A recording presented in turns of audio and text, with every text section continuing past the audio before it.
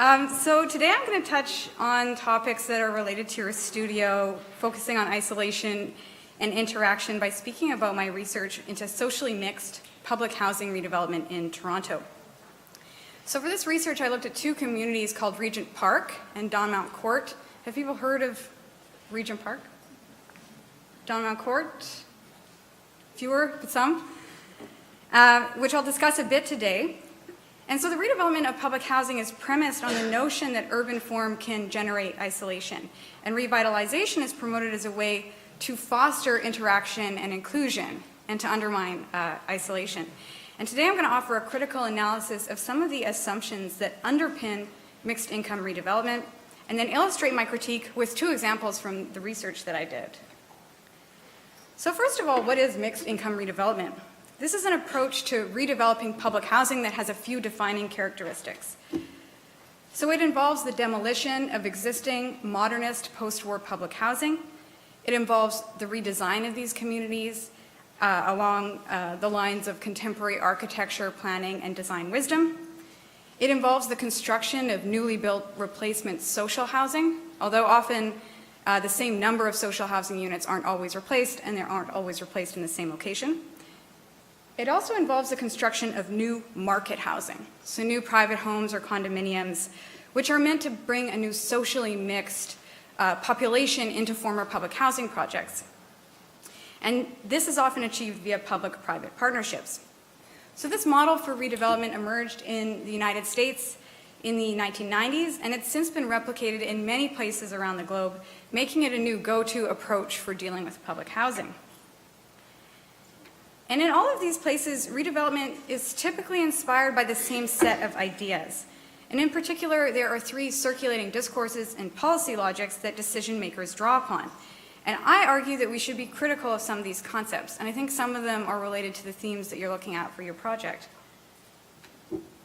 So the first of these, as Adrian mentioned, is deconcentration, this presumed need to deconcentrate inner city poverty. And this idea is based on academic scholarship, predominantly that by William Julius Wilson, a Harvard sociologist.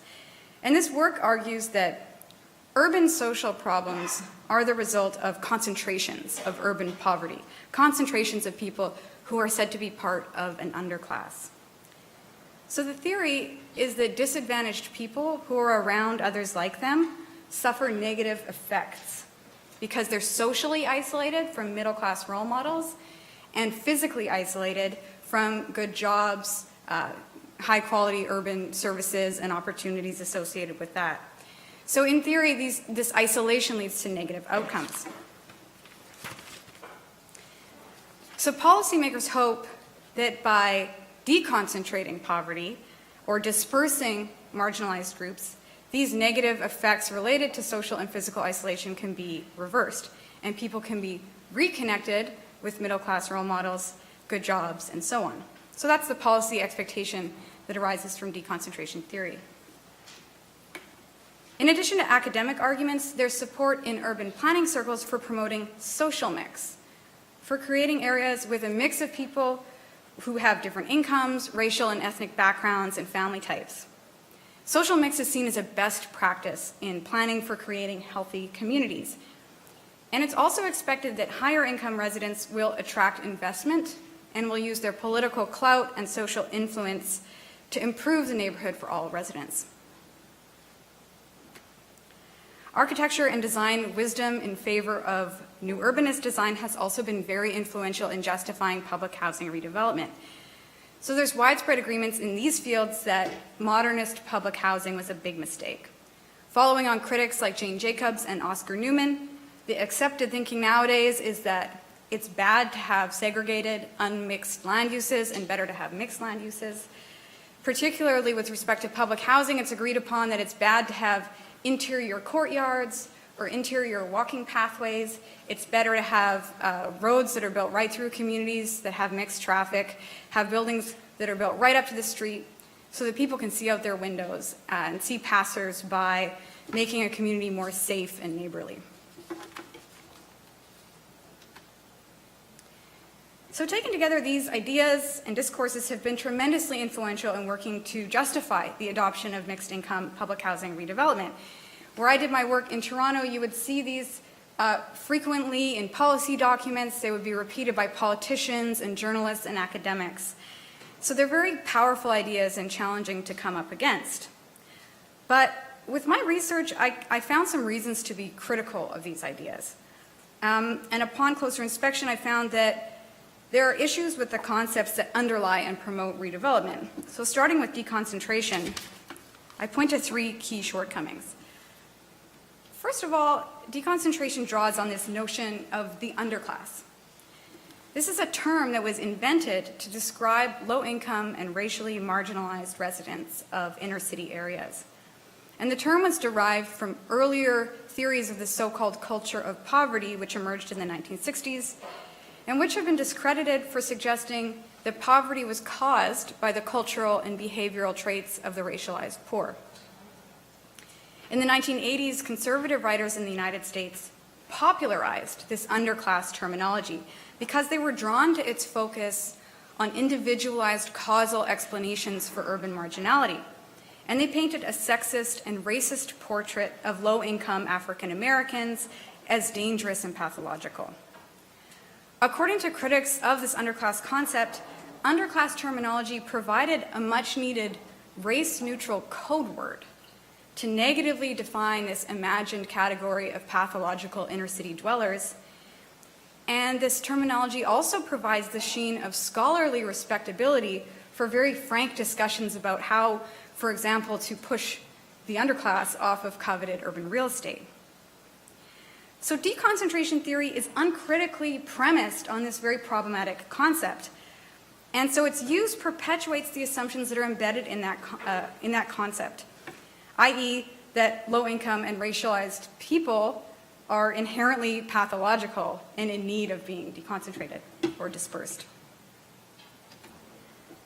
Second, deconcentration theory misidentifies the real causes of concentrated poverty and as a result promotes misguided policy solutions.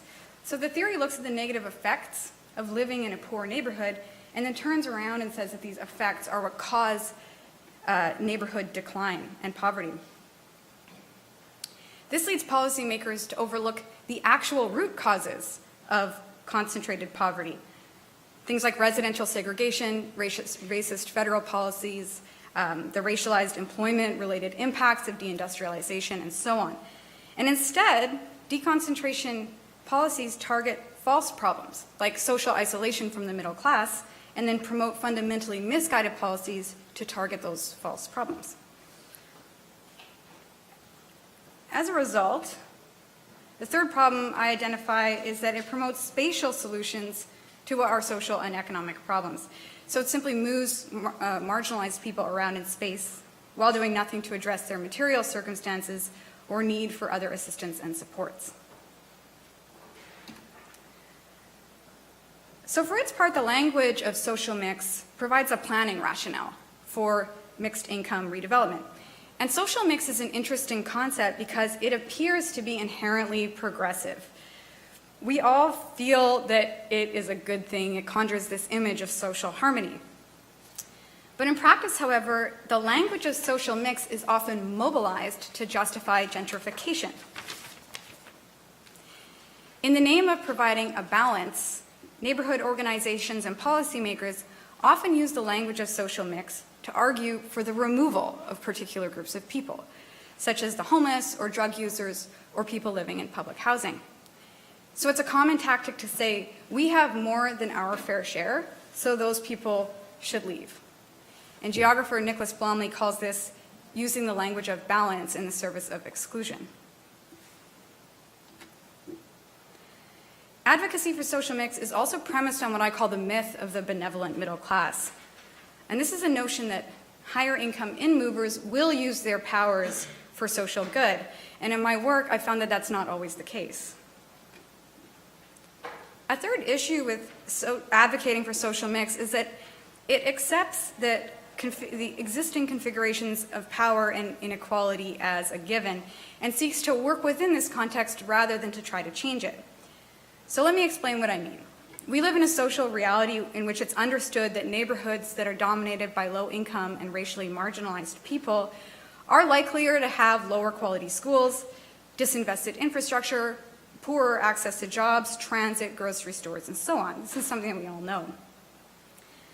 Now, rather than demanding that we should invest in all areas equally, regardless of the income and race of their occupants, social mix theory instead recommends bringing wealthier, whiter people to those neighborhoods with the understanding that investments will then follow, which I think is a backwards and morally bankrupt solution, rather than one that would focus on how to improve those areas for existing residents on their own terms. This is an architecture school, so I'm sure people have thoughts on new urbanism. I won't say much about it other than that design-based arguments serve to legitimate redevelopment, while sometimes overstating the potential for physical changes to produce social outcomes. So these are some of my critiques that challenge the core ideas that support and justify public housing redevelopment. But even so, I think it's still natural to wonder, does it work?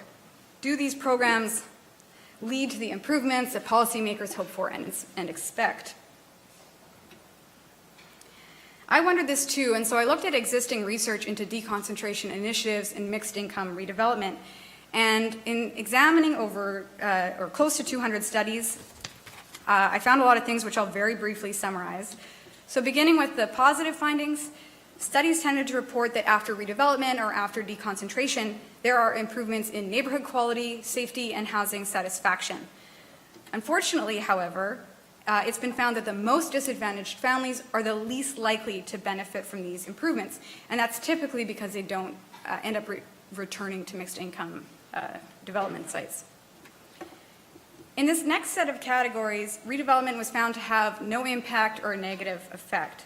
And so there's one I really want to point out here, and this is interactions. So the benefits of redevelopment are supposed to be passed on through social interactions between high-income and low-income people. That's what the theory suggests. This idea that there's going to be a bit of like a rub-off work ethic that is going to come via proximity. And so I think that that is a premise that's worth being very critical of on its own. But even beyond that, what the research finds is that interaction that's supposed to be the mechanism for passing along these benefits doesn't tend to happen. So this is one of the most consistent findings in the literature, is that there's no mixing or limited mixing in these communities. Instead, there's often tensions that emerge between groups, and the research has shown that aversion to mixing tends to come from the higher income people, not from the lower income ones. There's also convincing evidence that jobs and better incomes don't tend to result from these policy interventions. Enhanced social capital, social cohesion, and other social outcomes also don't tend to emerge. And in fact, redevelopment can have a damaging effect in this social category by dismantling the positive networks and bonds of community that exist prior to revitalization. And in this last set of categories, the findings are more mixed. So for educational, behavioral, and delinquency-related outcomes, there's different findings reported at different sites and no clear evidence of a positive or negative effect. So taken together, I argue that the existing literature provides convincing evidence that the bulk of policy expectations for mixed redevelopment are not met. And to me, this is critically important to emphasize. It suggests that we already know enough and that we should stop carrying out continued social experiments on the poor. So now I'd like to discuss two interesting findings from my research on these themes related to isolation and social mix and design. So many of you mentioned that you're familiar with Regent Park. It's Canada's first and largest public housing project. It was built in the post-war period with a modernist style of design, and it's located in central Toronto. In 2002, plans were announced to redevelop this site, and over the course of 20 years, the community will be remade into a mixed income site with new roads, new amenities, new social housing, and 5,400 new condominiums. The social transformation on site will be remarkable, shifting from a community with 100 rent-geared to income subsidized public housing units prior to redevelopment to 25% rent-geared to income subsidized public housing units post-redevelopment. So a pretty significant social transformation. So I want to talk about isolation here. In Regent Park, the language of isolation was crucial in justifying redevelopment. Here's a quote from the former head of Toronto Community Housing, referring to how Regent Park is an island. And over again, in planning documents and the media, this island language is repeated. It was also argued that Regent Park was physically isolated. And the case is constantly made that Regent Park is physically isolated because there aren't streets going through it. Now, there are streets going through Regent Park. Not a lot, but streets do go through it. And so there's this argument that it's physically isolated from the city because there's no streets going through it. And then the next step that's made from that is, as a result of this physical isolation, residents are socially isolated. They're on an island and they're disconnected from the social community in the city. So the solution then was to reconnect Regent Park through redesign by adding roads so that it would no longer be physically isolated, and also by bringing in wealthier newcomers who would then change the social isolation. But the thing that's interesting to me is that these claims of it being an island and being isolated just seem rather preposterous. The community is in the middle of downtown Toronto, so it's different in this sense from the site that you guys are looking at. It's well serviced by high volume transit, it's a short walk from the Eaton Centre, and so on. And as this quote from a tenant demonstrates, it's well served by stores and transit. He says, anytime I want to buy something, I can just walk. There's anything I want. Tenants I spoke to also appreciated the vibrancy of this community. So far from being isolated physically, they appreciated this lively connectedness that they were seeing downtown, and they compared it unfavorably to what it would be like to be out in the suburbs, or their vision of what the suburbs was like. And because of this, people were scared of not being able to return to Regent Park after redevelopment. So this woman said, we're low income, staying downtown is very helpful for us. It makes me scared to think they might not ask me back. And further countering this notion of social isolation, tenants I interviewed, and I should add that these interviews were prior to revitalization, spoke overwhelmingly of the strong and supportive social community that existed in Regent Park. Over and over again, I heard stuff like this. It sounds very cliche, but we're like a family. And people talked about how they'd helped each other in a lot of ways, whether with borrowing and lending, giving car rides, providing informal childcare, and so on, which really contradicts this notion of social isolation.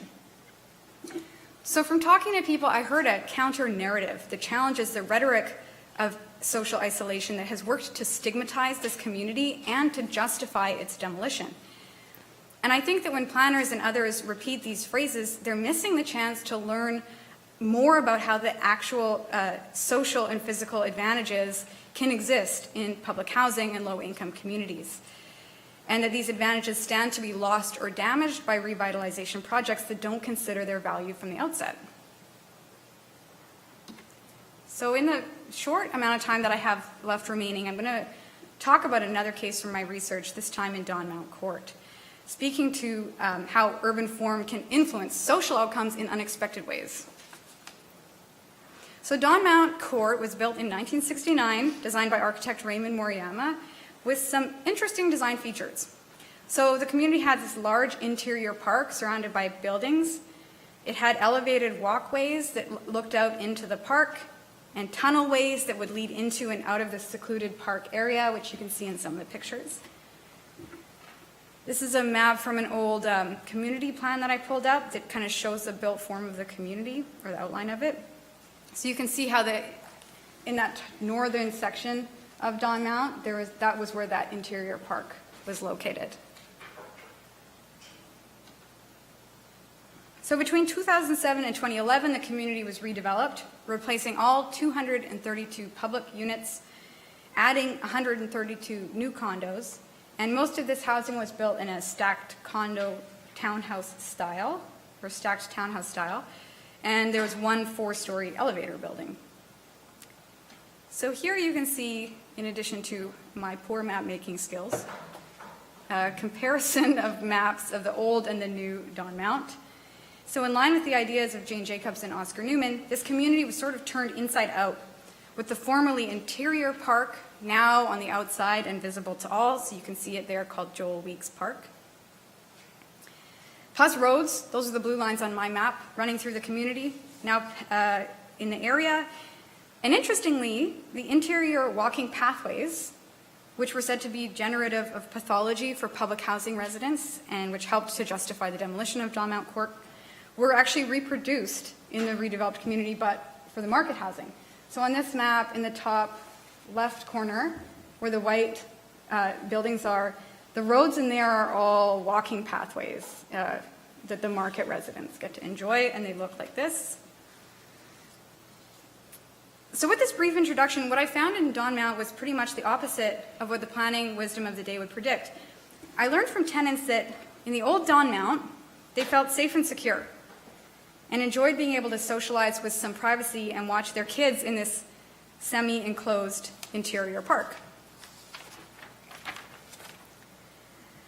When the community was opened up, tenants paradoxically felt less safe. This is something that I wasn't expecting to find. So she says, it was safer more, it was more private. Kids could play inside the court and not in the streets, but now it's been cut open like a piece of cake and the inside has been turned into roads. Another interesting thing that happened when this community turned inside out was that people spoke to how they didn't like being under constant surveillance, either by their public housing neighbors or by market residents. One woman I spoke to said she felt like there were always eyes on her and she wanted to stay in her house. So this explicit goal of revitalization was doing the opposite of what was intended. And surveillance was particularly an issue when it came to market residents. So rather than a positive experience of cross-class interaction, market residents frequently would call the police or call the housing company when they saw tenants outside. So typically they were calling in about cases of black people outside, to quote one of the tenants from the community. And this ultimately led to enhanced racially targeted police harassment in the community with predictably negative outcomes for tenants of color and particularly young black men. And so again, we can see that rather than enhancing safety, these design changes made market residents feel less safe because they were scared to see their neighbors outside.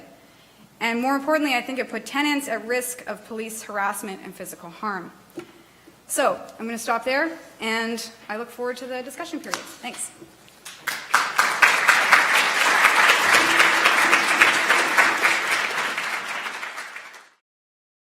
Hi. I'm going to talk actually about maybe, I would say maybe in some ways the inverse phenomenon of revitalization that Martine just talked about, which we call tower renewal, but really is about the legacy of modern tower block housing that we have across this region, but in fact across the country in extraordinary numbers, and how we, along with a constellation of other partners, have been working, in fact, to sustain, improve, provide services, provide connections, and make these places better places, more resilient places to live for the 21st century city. And so it won't be the story necessarily of tearing down, but it may be the story of improvement, of addition, of connectivity. And I think looking over the studio syllabus, which by the way looked fantastic, and I understand the focus is the Jane Finch area, but in general the Finch corridor, which has many of these towers, but also has a number of other urban forms along it. So for us, this housing stock, I won't get into the details of, some of the challenges that are facing this housing stock, because I think you know them. I think you've looked into them in depth in the course. They were built under, in the sort of heady days post-war, as sort of modernist, best-in-class housing to support the working class. They were built with some of the most ambitious ideas about planning neighborhoods, complete communities, access to sun, access to green space, and in fact formed the sort of logic of the inner suburbs, which we see today, and which today we're sort of piecing back into our conception of how we build cities, how we think about cities and connectivity today. Some of the struggles that they're facing, as you know well, are not just connectivity, but of course social and economic connectivity, and the disrepair of the stock itself has led to these places being while they were built to be best-in-class housing 40, 50, 60 years later, they're now at the end of their service life and need a kind of second life to be given to them. So the story, largely in the States and largely in social housing or public housing in the States, was that this housing had to go. This housing was itself the cause of a number of social and economic problems, and that we had better ideas about how to build today. So you have Puerto Ego in the 70s being demolished as one of the symbols of a symbolic end to this way of thinking about housing. And here you have Cabrini Green in Chicago, a piece in the New York Times a couple of weeks ago about the recent 20 years of demolition happening there, and revitalization, like Martine was talking about, being the sort of dominant language. This, however, has not been the story in a Canadian context, nor in a European context. There are a number of reasons for that. And I'd like to talk a bit today about how it is that we've been working to think about these as critical assets, as the backbone of social housing, but not just social housing, the backbone of affordable rental housing in our country, and why we need to reinvest in them. So Tower Renewal is a strategy that looks at apartment tower neighborhoods from a number of lenses. It looks at them, it looks at improving housing quality while maintaining crucial affordability.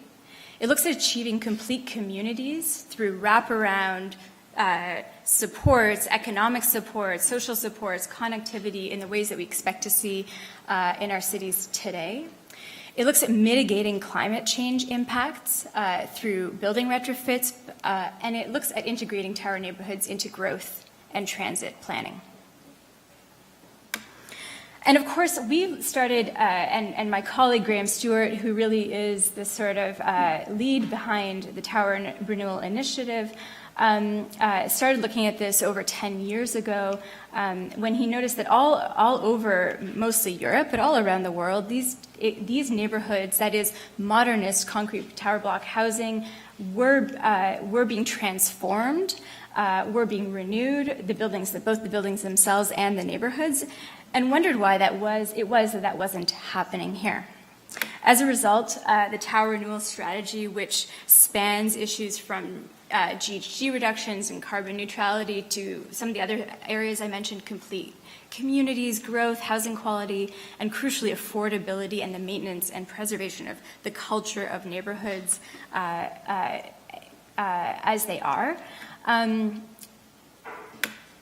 in order to do this work, which began in a large way as an urban design and architectural question and ended up somewhere very different, we created the Tower Renewal Partnership. So this is a coalition of nonprofit agencies, ours, the Center for Urban Growth and Renewal, but Maytree, DKGI, Evergreen, and United Way, who've come together to actually work from a public policy and program perspective on some of the systemic issues facing tower neighborhoods. I'll just take a minute to explain the relationship between ERA, our architectural practice, and the nonprofit, because I think for our purposes here, it's potentially interesting to talk about process a bit. The Center for Urban Growth and Renewal, the nonprofit arm, it's tasked with looking at change from the level of public policy, looking at change from the level of programming. From our ERA lens, we look at change in these neighborhoods at the level of practice and culture. And we've found that this dual vehicle is a way for us to both push systemic issues, but also understand from the ground up where they're working, where programs and policies are working and where they're not. So today I'll talk about 5 areas of systems change we've been working on, and I'll kind of fly through them because I know we don't have a lot of time today. I'll start with public policy and financing structures. As I know it mentioned in your brief for the studio, in November of 2017, for the first time in 25 years, Canada adopted a national housing strategy.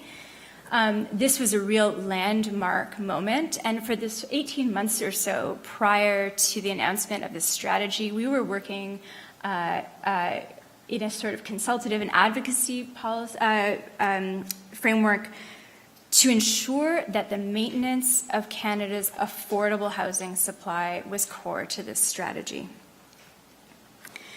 As I mentioned, in the Greater Golden Horseshoe, these apartment towers form more than 50% of the affordable rental supply and are home to over 1 million people.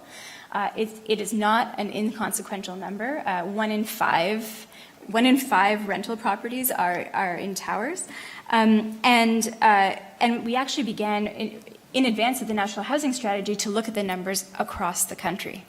How you can read this map is that the dark blue represents towers built before 1984. And I'll talk a bit about why that's an important date. And then the lighter blue are newer condos. But as you can see, Canada, and this is just some 12 of the biggest CMAs through the census tract, but you can see that Canada is, in fact, relies on towers for its housing. And while we look specifically at post-war apartment towers built before 84, many of the challenges facing the new condos, facing those older towers, will be facing the new condos not long from now. And so we put them here too as a sort of landscape of Canada as essentially a high-rise nation. But you can see up at the pullout at the top that the Greater Golden Horseshoe still holds the bulk of Canada's towers and has therefore been the focus of much of our work. So leading up to the strategy, we did a lot of consultation. We fought to get the preservation of existing housing onto the mandate, and we were really delighted in November to see the National Housing Co-Investment Fund, which actually dedicates $15.9 billion over the next 10 years, in part towards the preservation of 240,000 units of existing housing. And so preservation, renewal, rehabilitation, and retrofit. And why this is crucial is because of why we have these towers in the first place. In the post-war years, CMHC, which is the agency in charge of delivering and monitoring and providing mortgages for housing across Canada, actually created supply-side subsidies and tax supports that made it very desirable to develop apartment tower housing. It's not a mistake of history that we have them all over the country, so it was in fact incented by the federal government. It was seen at the time as a crucial social infrastructure, but unlike the States, it was not delivered by the public sector, it was delivered by the private sector. That is, private developers built this housing, but they did so in response to federal subsidy. And so that's where you can see in the red line is the sort of housings, the number of multi-residential apartment towers that were built. You can see a boom in the 70s, peak in the 70s, and a peak again in 2010 here. And this is a bit dated with the condos. In the early 80s, due to a political shift towards home ownership, those subsidies dried up. Those tax supports dried up, and people started building single-family homes. And so we can see that, the cities we have, and this is a crucial point I'm sure you've been looking at throughout the studio, is that the cities we have and the forms we build are largely incented and not a matter of the free market operating on its own. So in order to look at, in order to say, okay, this housing stock, we have this housing stock because of a commitment by the federal government to provide housing for Canadians in the post-war years. We sort of said with the National Housing Strategy that commitment, that recommitment to housing as a social infrastructure needed to include another round of financial incentives for people to be able to maintain those buildings. And so this is just here a few excerpts from a financial study that we did looking at what public supports are needed to maintain that housing supply. And by maintain, I mean, both in terms of housing quality, in terms of carbon impacts, retrofits, essentially bringing these places up to the standards of 21st century housing. And that's where I'll get to the question of standards. As we can see today, and I think this is, this is the underlying story behind a lot of the revitalization projects that Martine was talking about. There is a physical deterioration. I mean, in Canada, we talk about the lifespan of a building as 40 years. Most of these buildings are now 60 plus years old and require major reinvestment. We can see today that many of the private owners who own the bulk of Canada's affordable housing, and in many cases are providing a shadow social housing sector for people who are on wait lists for social housing or who are not otherwise eligible, but are still able to pay reasonable rents. So the private owners who are now tasked with maintaining these buildings are often struggling to do so, and you see here patchwork repairs when deep retrofits are actually required. There's only a few cases where you see deeper retrofits happening. That landscape is now changing. There are a number of carbon reduction related initiatives at all levels of government that are pushing people to look closely at buildings as emitters of carbon. So from the Paris Climate Agreement at a federal level to the Ontario Climate Change Action Plan and Transform TO, which is Toronto, for example, Toronto's recent response to the targets set by the Ontario Action Plan. Transform TO says this, they say every single building in Toronto has to be retrofit by 2050, every existing building. And interestingly, the apartment tower, the sort of post-war apartment towers in their modeling are required to take a disproportionate amount of that load. That is, they have to do better, they have to do deeper retrofits, they have to cut more carbon because we know that they're capable of doing so. So there's a tremendous amount of pressure, and interestingly, this actually opens us up to a big question. When we are going to improve our housing supply, how are we going to do it? One of the things that we've done is a series of studies that say, what are people doing today when they're doing retrofits? And I won't get into the details of this, and where do we want people to, what do we mean when we say retrofit? So for us, when we talk about retrofits, we talk about primarily housing quality improvements first. That is thermal comfort, that is elimination of mold, that is elimination of pests, user controls on ventilation, and essentially healthy, safe, secure housing that incidentally has tremendous carbon impacts. For us, the narrative must run that way, and as in fact that the narrative is essentially business as usual in many parts of the EU, where this has already become relatively, compared to here, inexpensive and technically simple process. And so here you see before and after of a passive house level retrofit in Germany. This is an alarming image, but I think it's an important one. We were in the UK this summer, the week after the tragic fire at the Grenfell Tower. And this is an important point that for us transformed the story around building retrofit. We say here energy retrofits should not be carried out without considering safety, health, and comfort impacts. In this case, it was a matter of, it's turning out to be a matter of poor regulation, poor oversight, and a number of other systemic issues which we wouldn't see here. However, there are people living today in conditions which are in less acute but long-term, in the long-term unhealthy. I am sometimes on site and people call me into their units to look at mold, living in black mold, living with pests. What we need to say is, what are the housing quality standards that we need to set as our minimum, and how do we meet them, and how do we build that into our notion of carbon reduction driven retrofits? For this reason, we're just wrapping up a study around linking housing quality to retrofits, and mostly this focuses on regulation. It focuses on the building code. The building code's interesting, this is very interesting, is that they're not built for retrofits. They're built for new builds. And in many cases, the types of energy retrofits that we're now seeing being incented by public policy can actually, the building code is actually silent on how to address many of the changes being made around ventilation, around air tightness, around a sort of controlled infiltration and condensation in particular. And so one thing we're doing is comparing Germany's building code to Canada's building code, where Germany has had 25 years of extensive retrofit experience, has many times modified their building codes to prevent issues that they'd seen happening. And we think there's a real opportunity here to circumvent those problems.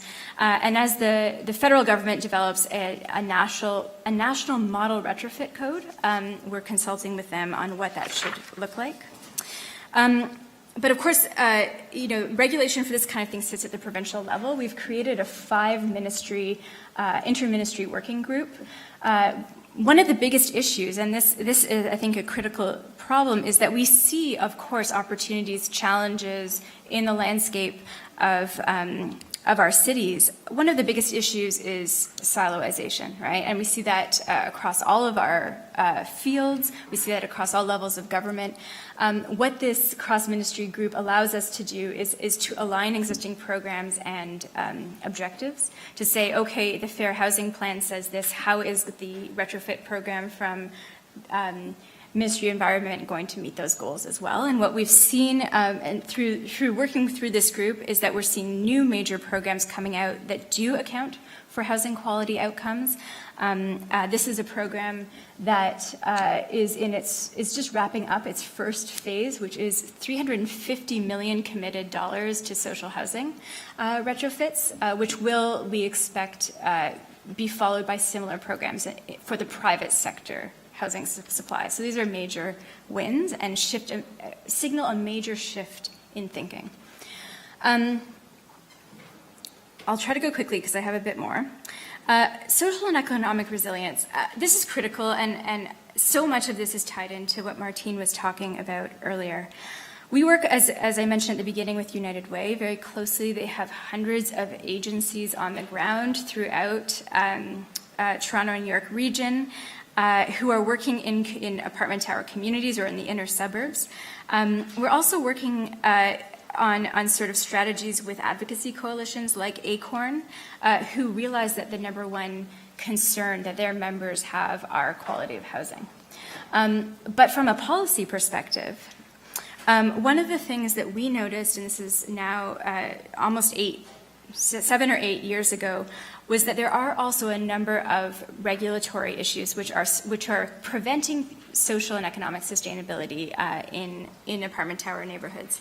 And so one of them I'll just talk briefly about is zoning, and this is the initiative that Adrian mentioned at the beginning. Interestingly, apartment tower sites tend to be shrink-wrap zoned, that is, they're built, and then they're zoned for what they were built as. They're not zoned in any aspirational manner, and that means that most functions that you would see today in a new building downtown would account for, say, commercial space on the ground floor. We would consider that to be good urbanism today.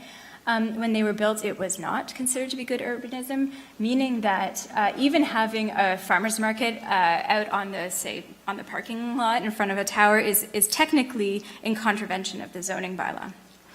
Interestingly, it was about 5 or 6 years ago that someone called us and said, we're running a daycare or an after-school care type program out of the party room in one of in the tower in Scarborough Village. And when the lease came up to be renewed, the owner's lawyer said, well, technically this is a non-conforming use and we cannot renew your lease. And so instead the party room sat empty, right? So working with Toronto Public Health and United Way, we started to look at this issue, to look at some of the factors that we and public housing thought made healthy neighborhoods, and realized that the zoning was in fact limiting those uses or those ways of using spaces. And so through extensive consultation and eventually taking it through to council, a movement was passed to rezone as of right zoning for 500 sites across the city of Toronto. That is now, as of October 2016, in place, although it sat for 4 years, passing from council through to the OMB. So that's the sort of pace of change at times. But just because we've removed a barrier, so this opens up, let's just say, this opens up a new geography for social and economic uses at the ground floor or on the ground plane of towers across the city. But just because we remove that barrier doesn't mean that immediately people are lining up now to start new businesses or to provide social services in those spaces. And so the work is just beginning to talk about uptake, stewardship, and some of the logistics, insurance, all those kinds of things, and that work is underway. That, though, is a site-by-site basis. It doesn't get to the larger urban issue. It doesn't, apartment tower sites are dense. Toronto, in particular, has unusually dense suburbs compared to other cities in North America, but they're often not dense enough to support the kinds of services you would need to make a vibrant community. Grocery stores, places to work, daycares, et cetera. And so when we sort of aspirationally look at tower sites and we think, okay, well, what could intensification, what could infill look like here? What kinds of services could we bring? How could we build better connections? What's interesting is that these are modernist forms that were sort of conceived of in a European context where all of these towers would be owned by the same person, in many cases by the public. And you could, in fact, connect them through the ground plane. But we applied in a Canadian context, when we built them, we applied North American property structures or ownership structures, meaning that we built fences between them, right? Each one was parceled off, owned by someone different, and we built fences between them, meaning that there's a real limitation on the way that these places can act as in the ways that we would imagine, the ways that we're seeing in other jurisdictions. So we realized we need more complex tools through the planning system in order to catalyze that kind of change. We've created this intermunicipal tower working group, brings together, I'll wrap up, 4 municipalities throughout Ontario, looking at what those tools might be, working on workshops saying how do we want to see transformation on those sites and what obstacles are there. We're working with the Growth Secretariat to look at how the growth plan is in fact, growth plan goals of intensification and complete communities can be played out on apartment tower sites in particular. And looking at a number of, and this is interesting to Martine's point, a number of contexts where in fact infill has created not just avenue-facing conditions, but in some cases internal conditions in international case studies, and looking and I think importantly looking at what are some of the not just tools we would need there, but what are some of the differences in our planning, in our development models we would need to actually see those kinds of community benefits come to intensification sites. So there's a lot that can be said about UK council estate regeneration.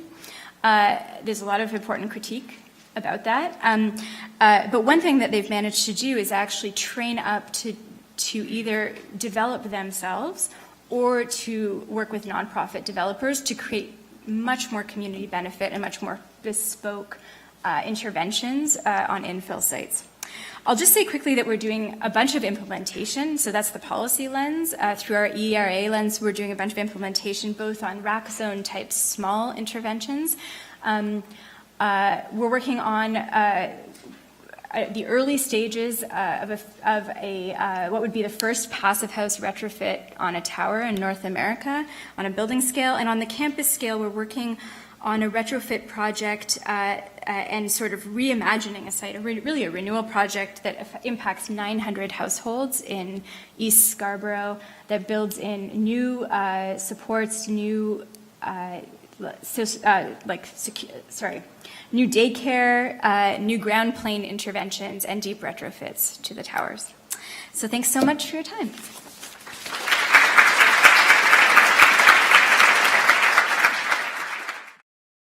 Yael's presentation, the second one you heard, did not surprise me very much because I'm fairly familiar with what she and her colleagues have been up to.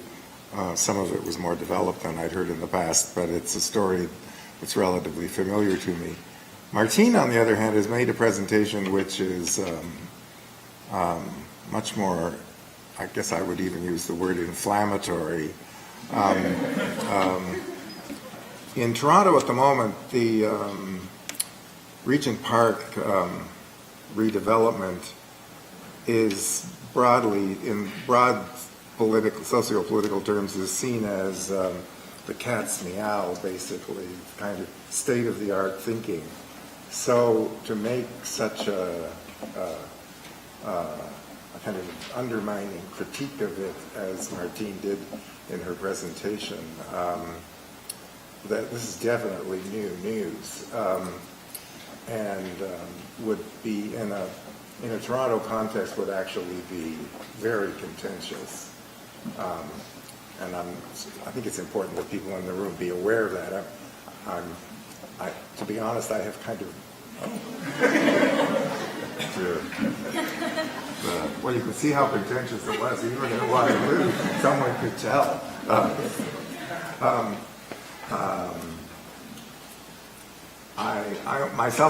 I'm kind of conflicted about her presentation. I mean, she's certainly given me a lot of food for thought.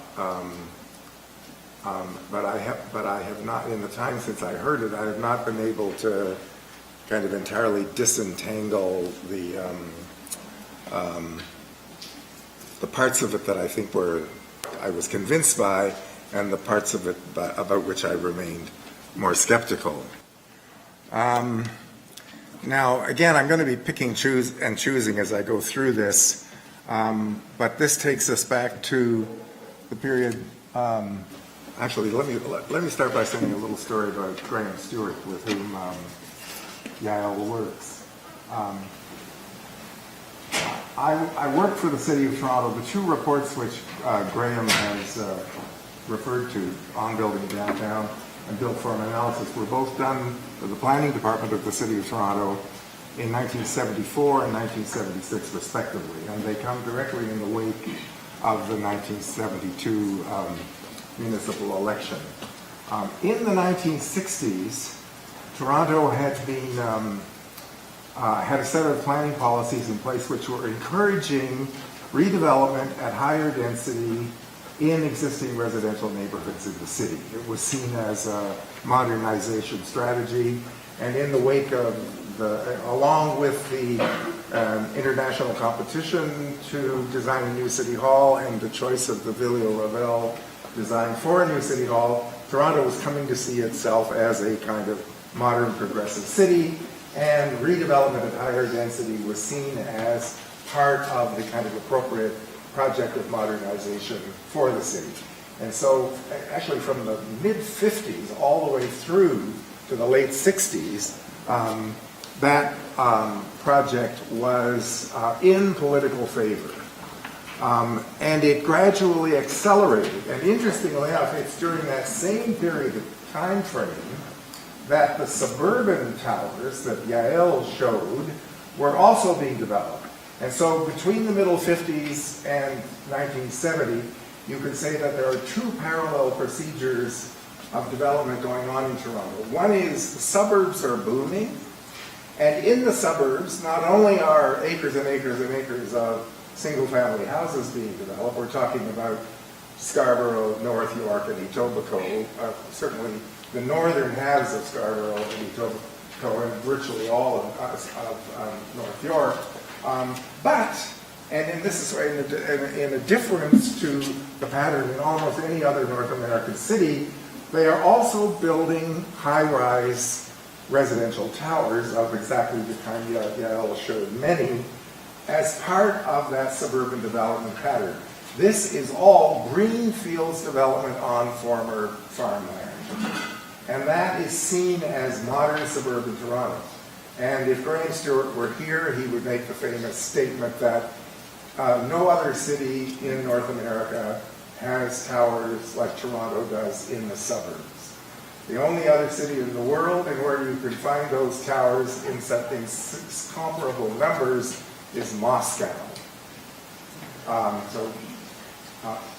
American cities have residential towers, but the residential towers in American cities are always in the downtown. They are never in the suburbs. Toronto is unique in North America in that pattern of towers in the suburbs. And as some of Yael's slides suggested, this is an importation of planning, modernist planning ideas, originally from Europe, but via a bunch of British planners who emigrated to Toronto and had a profound influence on developments here in the post-war period. Now, so that's the suburban development pattern. Now, as I was saying a moment ago, in parallel, during that same period of time, middle 50s on through to 1970, the city is also encouraging the process of redevelopment at higher density not in the new suburbs, but in the old, already constructed city. So this is not new development, but redevelopment. And that is the process which kind of accelerates, becomes increasingly popular through the 50s and 60s. This means Graham Stewart was my thesis advisee at the University of Toronto in 2007. And he had already discovered the suburban towers that Yael has shown to us, and he was interested in them in the first instance as a kind of part of a modernist architectural heritage legacy. And he thought that they deserved more recognition and acknowledgement of consequence than he thought they were getting. And he viewed the kind of Jane Jacobs legacy in Toronto as one which tended to undervalue the significance of those towers because Jane Jacobs in downtown Toronto was in favor of neighborhoods, was in favor of eyes on the street, was in favor of existing residential neighborhoods, it was in favor of low-rise, medium density, and was opposed to redevelopment. It was opposed to cutting expressways through existing neighborhoods, et cetera, et cetera, et cetera. So, interestingly enough, Graham's and my first encounter, a little bit like my encounter with Martine this afternoon, Graham's and my first encounter was not without a certain tension.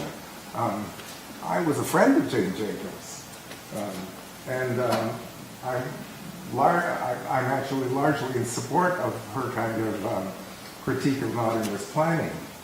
So Graham's admiration for the suburban towers and my own Jacobsian opposition to the forms of redevelopment in the center city sat rather awkwardly side by side. Graham and I are good friends. He's actually going to be the executor of my will. But we had a delicate beginning, I suppose you could say, around this question of the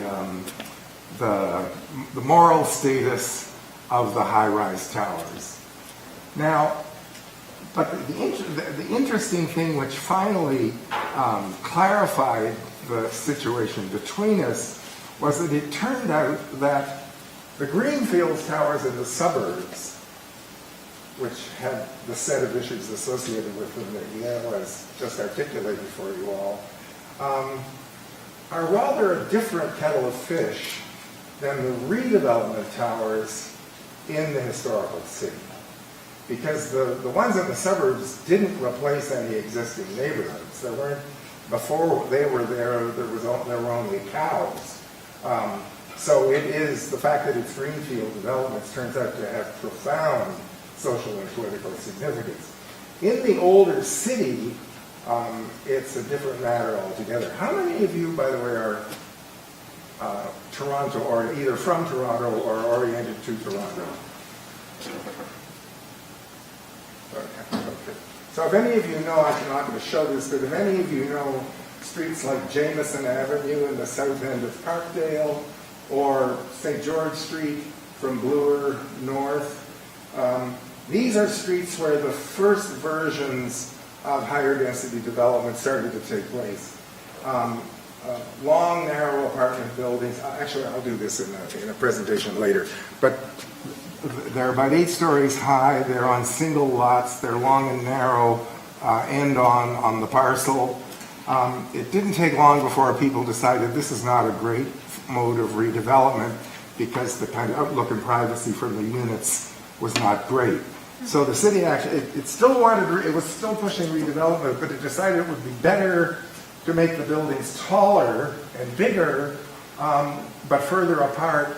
And so they actually started encouraging land assembly in order to make bigger parcels so developers could build buildings that would have better conditions of outlook and privacy on them, and farther apart from one another. But that, of course, opened the door to more extensive land assembly and more drastic changes to existing neighborhoods than were caused by these first generation higher density buildings such as the ones I've just described. So these are some of the issues which were of interest. In 1968, the citizens of Toronto decided they were not happy with this form of redevelopment in the city, and they actually elected about half of a new city council, which was out to stop it from going any further. And in a moment you'll see St. Jamestown, which is it's the kind of tipping point in this kind of political evolution in the kind of ideas of Torontonians about their city. At the same time, of course, they decided they weren't happy about the demolition of heritage buildings. Let me keep going here. This is the first building in Toronto to be consciously preserved, the St. Lawrence Hall. This is in its original form. This is it before its restoration. This is it during restoration. One whole wing of the building fell into the street during the restoration. It was restored as Toronto's Centennial Project in 1967 at the initiation of Eric Arthur. And after the east wing fell off the building, he had to go back and persuade city council all over again that they really should keep going. This was, as you can imagine, a setback for the restoration project. But being a man of considerable persuasive power, he managed to persuade them to do it, and so it did get restored. Eaton Centre comes next. Here the controversy was the old City Hall. In the first scheme, it's gone completely. In the second scheme, the developer says, okay, we'll keep the clock tower. In the third scheme, they're still keeping the clock tower, but they're building way more densely. This is actually, this is incredible. This is a photograph which is almost the same as the one Martine showed, except this is Victorian Toronto being demolished in the foreground for the construction of the heroic new modernist city in the background, which are the very towers she showed being demolished in the redevelopment of Regent Park. You can see how, in some ways, it's really interesting to be as old as I am. So this is a historical building which used to exist in the neighborhood where my office was located, near the St. Lawrence Market. It was the house of the first Chief Justice of the City of Toronto, William Campbell.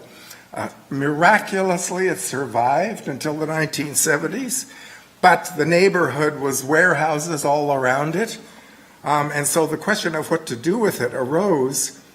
And so the Advocates Society, a bunch of rich lawyers, bought it and took it, moved it to the corner of Yonge and Queen, where it's now a garden ornament in the south garden of the Canada Life Insurance Company. In our on-building downtown report, we actually made the recommendation that historical buildings should not be moved from their existing sites. Okay, here's the opposition to redevelopment of existing neighborhoods. Regent Park South again coming into being. Okay, here we are, the Demon, St. Jamestown. This was a neighborhood at the northeast corner of Cabbagetown, which became the the fuse which lit the fire of citizen opposition. First, in 1968, they threw out half the city council. In 1972, which was the next municipal election, they threw out the remaining half and elected a new mayor, the famous tiny perfect mayor, David Crombie. And this is the project which triggered the anger which produced that shift. So this is the suburban model which Yael has shown us, brought back downtown and constructed to replace very, very large territory of land in the, well, not in the downtown exactly, but in the inner city. This is the famous set of drawings from Jack Diamond and Barton Myers, explaining that there are many ways in which one can there are many different built forms in which you can accomplish density.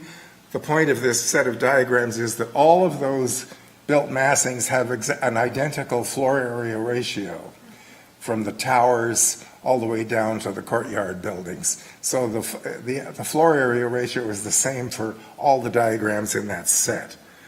So this was applied to St. Jamestown, and this is the Diamond and Myers as urban polemicists showing the menace of St. Jamestown, which is in the upper right corner, taking over the whole east side of downtown, which of course the city was encouraging to happen before the 1968 municipal election. So this is not a fantasy. It was actually a projected municipal policy. Okay, well, I'll skip this. You don't need to know about Toronto getting famous. So this is a Diamond and Myers project, the Dundas-Sherburne project, which is in the middle of the territory you've just seen on the east side of downtown, in Cabbagetown. That's Sherburne Street on the left of the image. And so this was a site which had been assembled by a private developer for high-rise development a la St. Jamestown. The new Reform Council is in power, but this deal has already gone through. And there's the famous story that the demolition crews arrived to start knocking down the Victorian houses. You see them here. And the heritage community in the city couldn't figure out what they could do to stop the demolition. At which point the feisty Jane Jacobs discovered that there was a regulation in Toronto that the demolition could not proceed on sites that did not have a protective hoarding. The site did have a protective hoarding, but the heritage group went out early in the morning with crowbars and hammers and demolished the hoarding, rendering it illegal for the demolition company to continue. And before the demolition company could actually get the hoarding back up again, they got City Council to pass an emergency measure revoking the demolition permit. The city then expropriated the land from the developer and proposed to build the mid-rise building as an infill building instead of the high-rise towers, replacing the houses which had been the original concept. So this is the beginning of the proposition about infill as opposed to redevelopment within the form of the city. This is it. Okay, this is my report. We got interested in the historical structure of the city. One of the things nobody had ever thought about in the city before is the fact that all the major monuments of the city have principal facades which face the water, even when you can't see the water from the steps of those buildings, largely because of the way the rail corridor now runs across the front of the city. But of course, the rail corridor didn't exist until the 1930s. The elevated rail corridor did not exist until the 1930s. Skip that. I'm going to skip this. Maybe, actually, I think that might be enough on, this is to do with the levels of public activity, but I'm going to skip over it. Okay, this is built form analysis, the second report that Adrian referred to.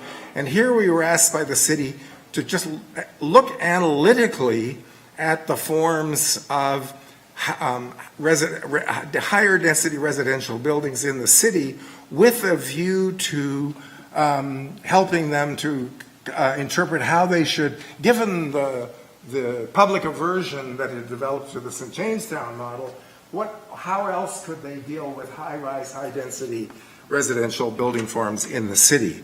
Because they were interested. Actually, the most revolutionary thing that the Reform Council did in the wake of the 1972 election was that they changed the zoning bylaw for the whole core area of the city, which used to say that you could build, the maximum density to which you could build was 12 times floor area ratio.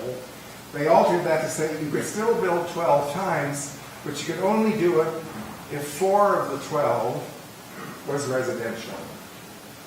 The development industry was hysterical because it was madness to think that people would want to live downtown, people would be prepared to work downtown, but the idea that people would want to live downtown was seen as total heresy. And so there was, one of those classic battles at the Ontario Municipal Board, which interestingly enough decided to support the city in this change of zoning. And so our work was to enable the city to sort of work in the context of the encouragement of these new higher density residential forms in the downtown. So here we are looking at the famous Manulife building, one that had already been built at this time. Sort of analytical diagrams about how these different types of residential buildings work. So, actually I'm going to skip this.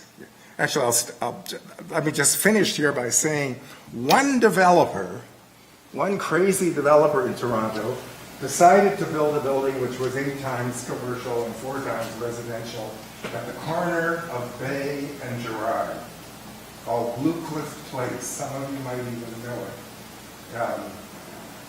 And I'll be damned if the residential units didn't rent.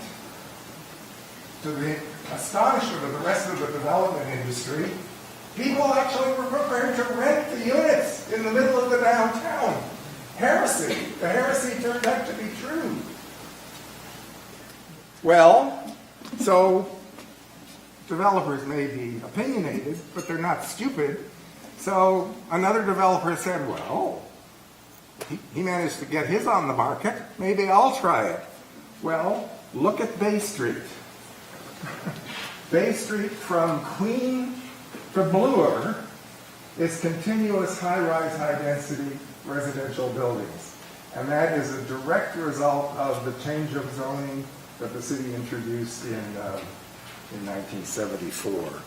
We now, by the way, the residential building boom in Toronto that was started by this change of policy from 1974 to the present has never stopped.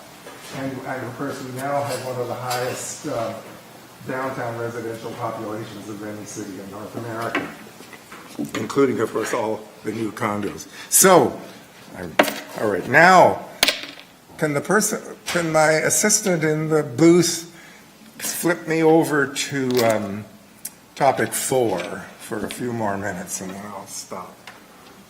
So a few years later, and this was an academic, not a commission, this was an academic exercise, in light of European ideas about urban morphology and building typology, I decided to take a look at a neighborhood in Toronto.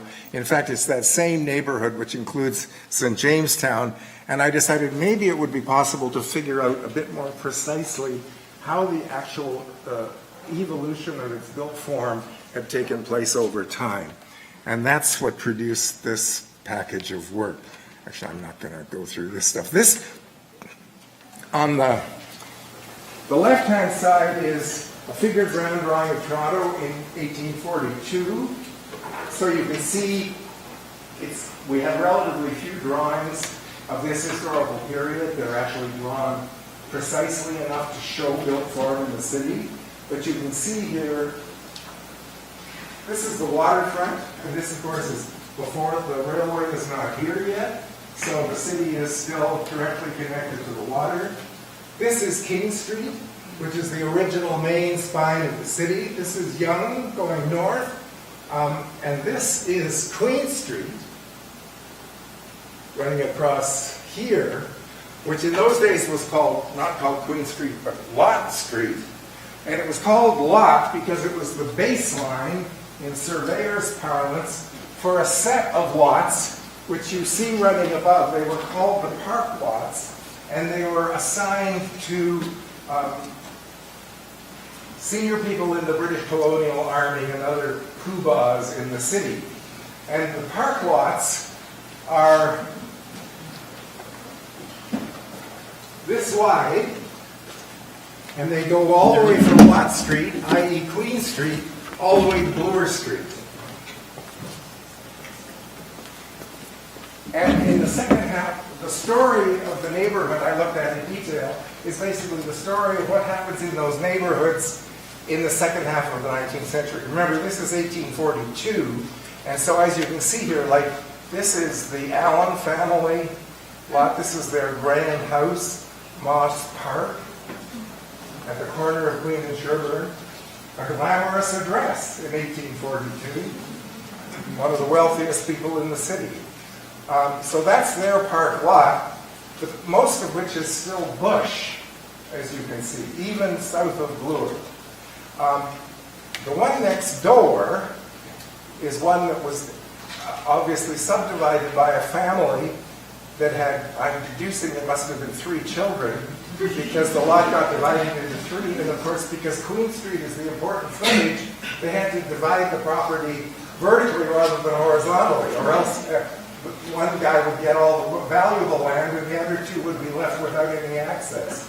So, and it turns out that's why the whole eastern half of downtown Toronto is organized on a north-south street grid.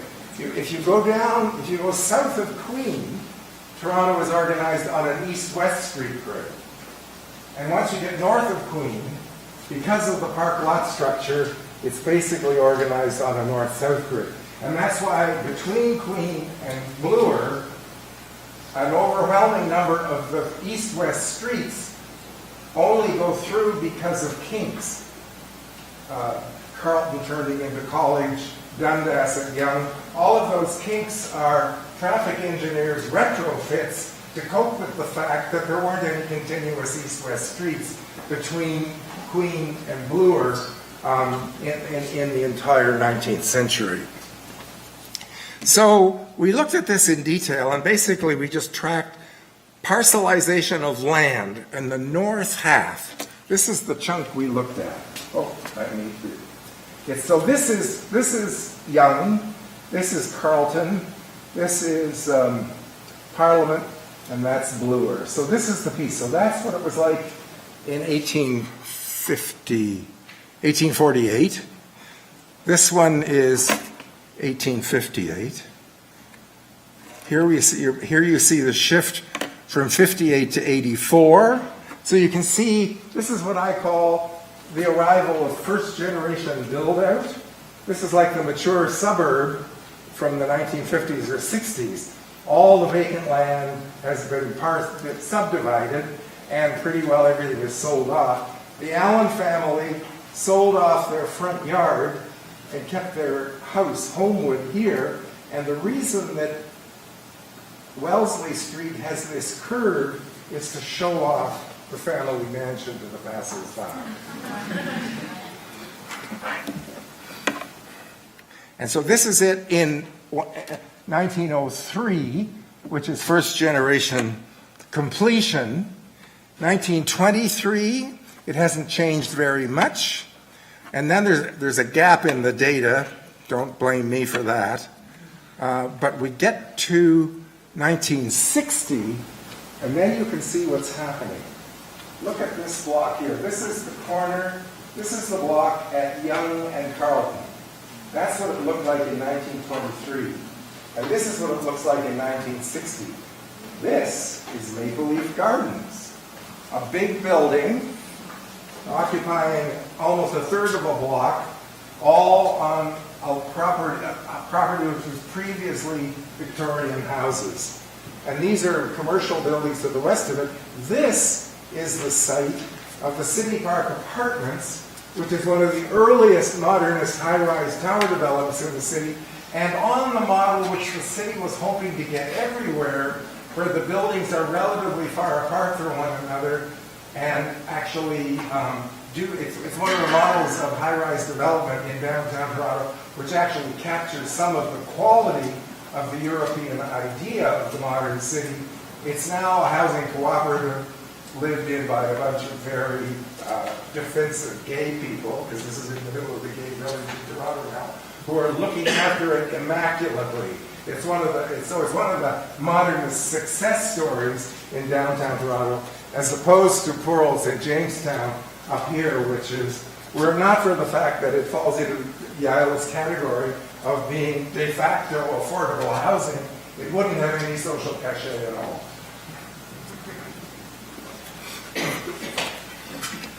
So after 1960, we split. We're no longer subdividing land. Now we're assembling land. And so you can see the fine grain of the Victorian parcels is starting to disappear. This is St. Jamestown. That's the Wellesley Hospital. The Allen family left the family mansion to the hospital, who eventually then ended up building, oh, you'll see it in a minute.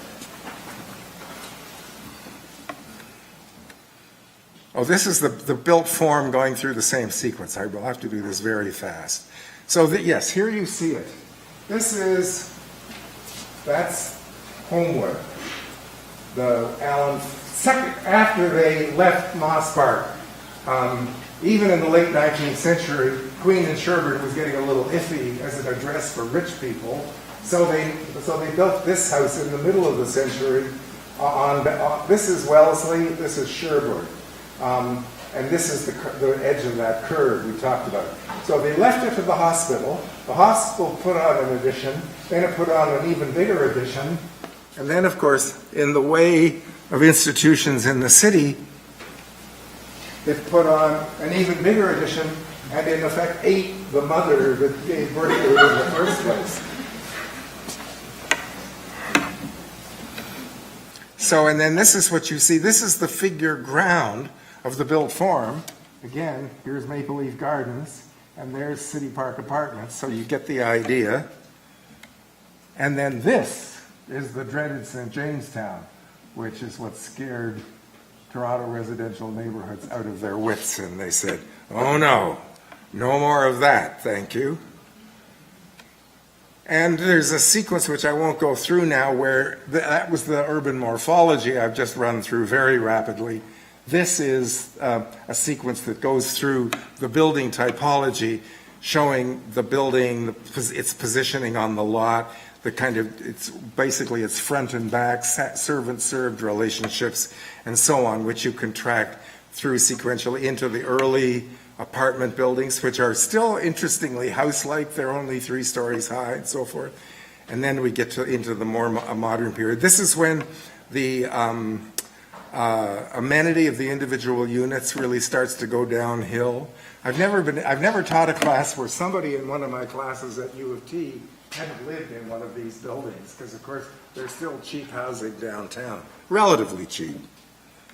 So then these are the 50s versions of the same buildings, 8 stories high instead of 3, elevator service. Here are a couple of them on Jarvis Street, both of which still exist. These are the ones that gave the first generation of redevelopment a bad name, and then led to the reconsideration of the zoning bylaw, which then led to the development of buildings which look more like this, which of course are pretty close. By now, these are pretty close cousins of the same slab blocks that got built as Greenfields development in the suburbs that Yael has already talked about. So I think with that, I will stop. I would say that if you're looking at Jane Finch, what I've just shown you is kind of methodologically kind of off to one side, because it has to do with the older city which already exists and the arrival of higher density as a result of redevelopment.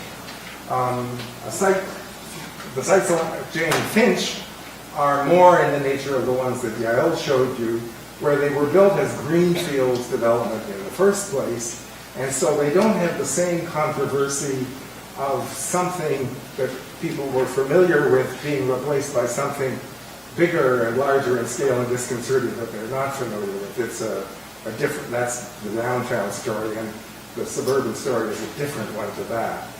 But with that, I'll leave it to the discussion. Thank you.